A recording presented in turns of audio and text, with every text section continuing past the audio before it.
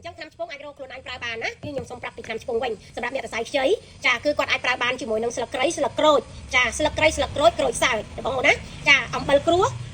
ក្រងសាច់ជូរហើយនឹងចាស្លឹកហុងខ្វងអូខេយើងដាំក្នុងឆ្នាំងឬក៏ក្នុងផ្អមហើយយើងធ្វើការគ្របពួយឆ្ពងឬក៏បងប្អូនមានទូឆ្ពងកាន់តែប្រសើរ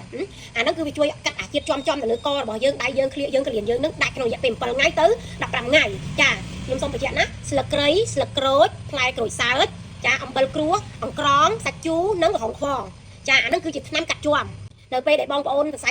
តងន់មួយវាកាន់ក្អែលណាកាន់កណ្ដាលកូនតាមគ្នាតាមអីចឹងណាចាអ្នកដែលមានកូនបងប្អូនមានបងប្អូនយល់អារម្មណ៍មួយហ្នឹងហើយចាគឺនៅពេលហ្នឹងគឺវាមានបញ្ហាជាំមុខជាំខូចអីចឹងទៅអញ្ចឹងបងប្អូនឆ្ពងបែបហ្នឹងដើម្បីកាត់ជាំចាដើម្បីកាត់ជាំឲ្យស្បែករបស់យើងនេះល្អស្អាតអញ្ចឹងបងប្អូនដោះខាត់ស្ក្រាប់ហើយចូលទៅក្នុងទូឆ្ពងចេញមកវិញដោះស្ក្រាប់ភាសាទៀតចារយៈពេល7ទៅ15ថ្ងៃឃើញថាស្បែករបស់យើងជ្រះមកវិញហើយណាវាមិនជ្រះអស់ 100% ទេបន្តធ្វើទៀតចាបន្តធ្វើរហូតតតែចាសាច់របស់យើងឡើងស្អាតដូចដើមវិញជាទូទៅគេធ្វើរយៈពេល2ខែសាច់ស្អាតមកវិញហើយសាច់ចាំមកវិញហើយអញ្ចឹងណាចាបើសិនជាបងប្អូនធ្វើបានលើសនឹងទៅទៀតរហូតដល់ចាស់ខែចាស់ធួបក៏កាន់តែល្អដែរណាបងប្អូនណាចាស្រឡាញ់ពីសុខភាពសម្រាប់បងប្អូនបានច្រើនពីព្រោះពេលយើងចាស់ទៅតែយើងលេងស្រឡាញ់យើងហើយអត់ដូចពីមុនទេអត់ដូចគ្រាមុនដំបូងទេណាបងប្អូនណាចាដូចគ្រាដើមទេ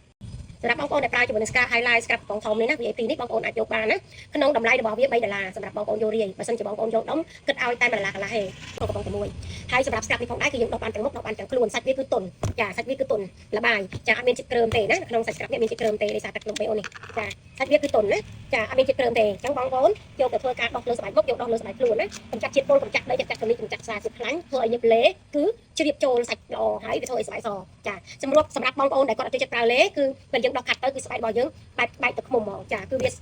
អាលើបអាឡងខ្មៅស្រអែមអាលើបអាឡងគឺវាអត់មានជាតិក្រិនចាអត់មានជាតិក្រិនអត់មានជាតិកាបែកសង្វារឬក៏ប្រភេទស្បែកស្ងួនទេដល់ពេលយើងប្រើហើយគឺជំនួយស្បែករបស់យើងសម្រាប់អ្នកដែលគាត់ខ្មៅធម្មជាតិចាខ្មៅក្តាំងខ្មៅគ្រើមអីហ្នឹងអាហ្នឹងគាត់ប្រើទៅគឺស្បែកមកចេញមកបែកទៅខ្មុំតែ